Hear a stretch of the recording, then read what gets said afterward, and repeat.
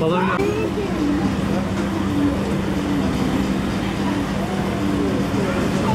şey içer mi? Soğuk bir şey veya çay, kahve.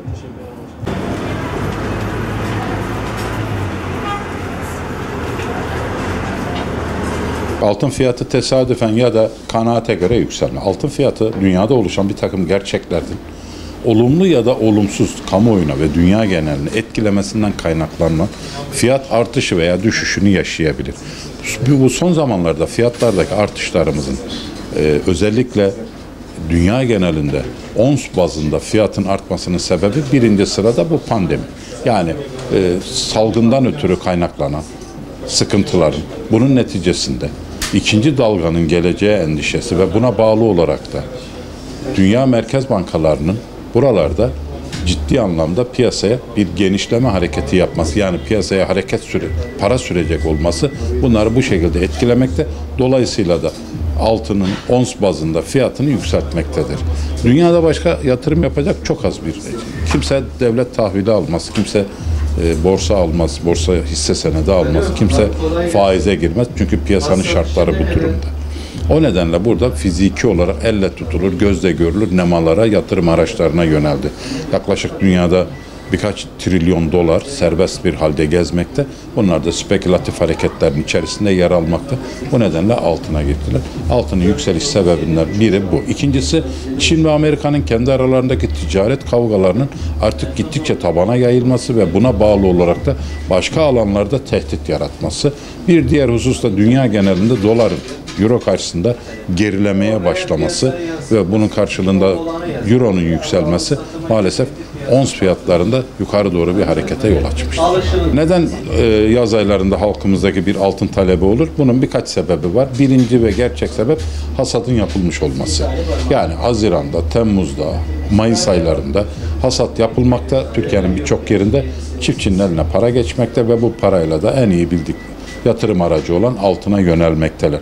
Bir diğer husus yaz mevsimi nedeniyle düğünle, nişan, sünnet gibi sosyal etkinliklerin artması, hediyeleşme kültürümüzün biraz daha buralarda boy göstermesiyle hediyelerin alınması ve altın tüketimini bu şekilde arttırmakta. Üçüncü bir husus da yine piyasada yerel iç turizmin canlanması.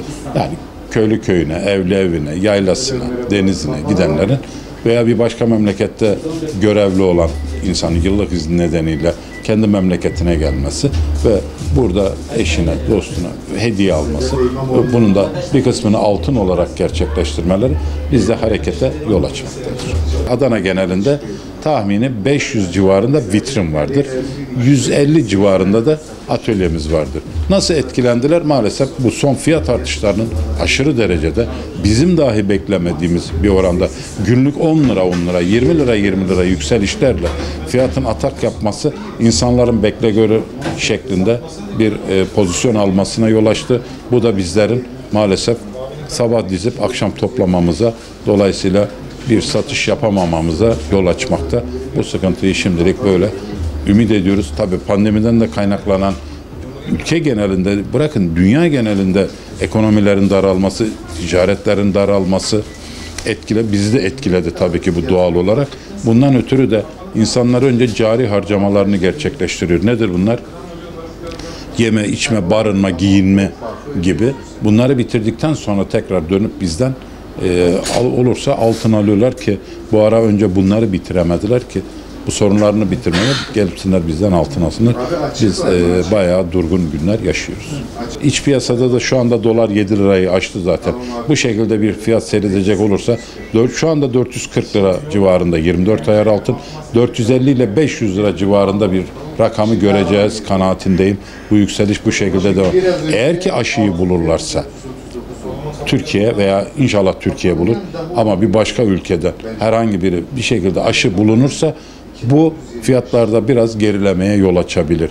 Biraz düşüşe yol açabilir. Yani dünya genelinde onsu düşürür. Ülkemizde biraz ekonomik anlamda rahatlamaya gider. Ama aşının da bir seneden önce yaygın hale gelmeyeceği iddiası maalesef bizi fiyatların daha da yükseleceği endişesine itmektedir. Evet.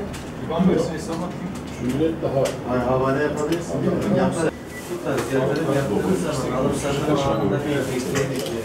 Karadeniz'de 10 lira kaybolmuş. Tamam, bir şey olmaz merak Yani bu zamanlarda ortalama 10 lira 15 arasında makas olur. Normal pazarayla bunun garantisi yok. O yüzden makas biraz açılır.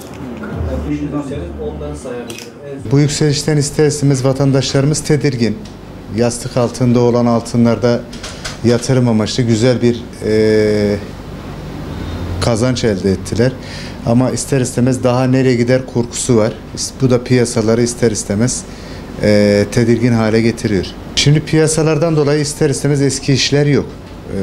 Uzun yıllardan beri ilk defa bir veya iki kez karşılaştığımız bir anlık çıkış meydana geldi.